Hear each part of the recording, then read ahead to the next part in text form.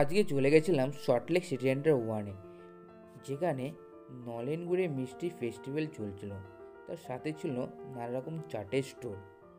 এইখানে বেশ বাংলার নাম করা মিষ্টি স্টোর এসেছিল, যেমন ভীমনাগ ব্রাদার্স, মিঠাই, সত্যেন্দ্রনাথ মিষ্টান্ন ভাণ্ডার, নেপাল সুইট, নবদ্বীপের লাল দই ইত্যাদি আরও অনেক রকম স্টোর এই ফেস্টিভ্যালে এসে, যার মেনুটা আমি এই তুলে দিলাম।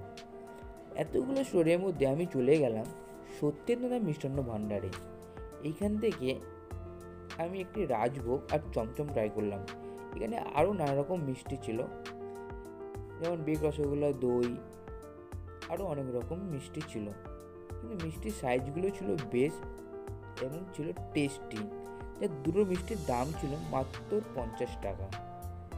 এই মিষ্টিগুলো ট্রাই করার পর আমি চলে গেলাম নবদ্বীপে ক্ষীর দই বা লাল দইয়ে।